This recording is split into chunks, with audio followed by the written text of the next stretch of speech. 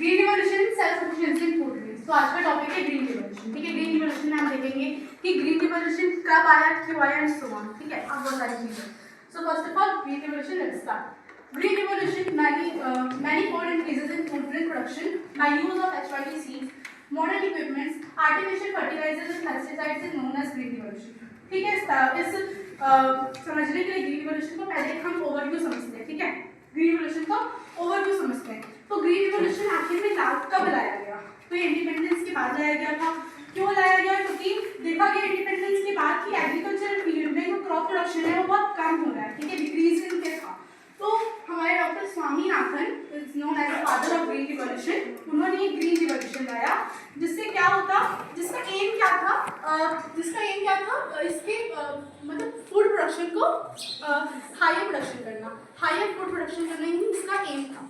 ठीक है, तो इस रिवॉल्यूशन को लाया गया। इस रिवॉल्यूशन में मेनली क्या था, फार्मर्स को HYP सीड्स प्रोवाइड की गई, हाई यील्डिंग वैरायटी सीड्स।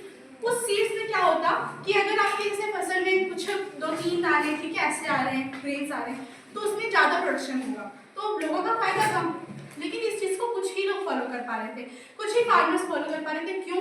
क्योंकि HYP सीड्स को ग्रो करने के लिए बहुत सारे रिक्वायरमेंट्स चाहिए, जैसे पेस्टिसाइड्स चाहिए, इंसेक्टिसाइड्स चाहिए, फर्टिलाइजर्स चाहिए। ठीक है, तो वो सारी चीज़ें बहुत से लोग फॉलो नहीं कर पाए, इसीलिए कुछ ही फार्मर्स इसे फॉलो करें और इसका लुत्फ उठा पाए, और कुछ फार्मर्स ऐसे थे जिसका लुत्फ नहीं उठा पाए। ठीक है, इसका एक ग्रीन रिवॉल्यूशन बहुत अच्छी चीज़ थी जिससे फार्मर्स को बहुत प्रॉफिट होता, इंडिया को भी बहुत अच्छा हेल्प मिलता, प्रॉफिट मिलता फॉर फूड ग्रेन्स। ठीक है, तो ये था ग्रीन रिवॉल्यूशन।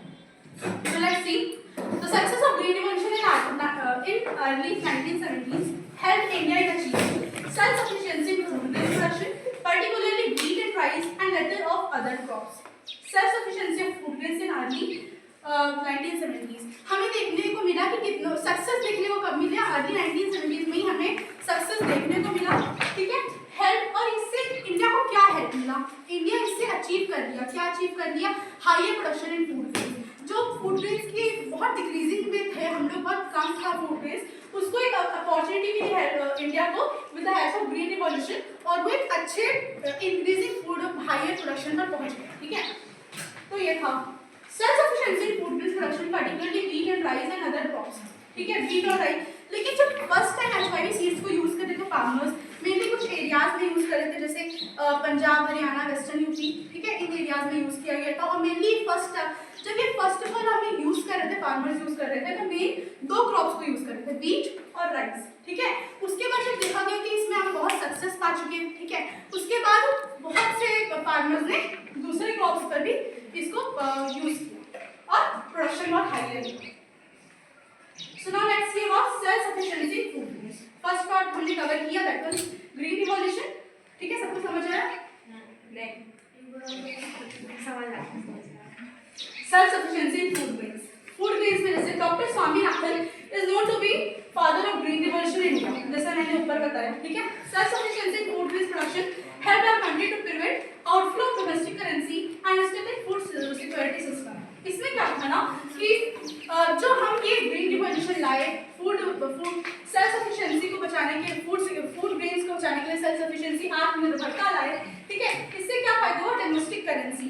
हमारे इंडिया को क्या फायदा मिला कि डोमेस्टिक करेंसी मतलब ये होता है कि जो हमारे इंडिया का पैसा, अगर यहाँ खाना नहीं है सपोज, तो इंडिया का पैसा बाहर जाएगा, पैसा देंगे तब बाहर से खाना आएगा। ठीक है, तो इतना पैसा नहीं खर्च करना पड़ा HYP सीड्स के लिए।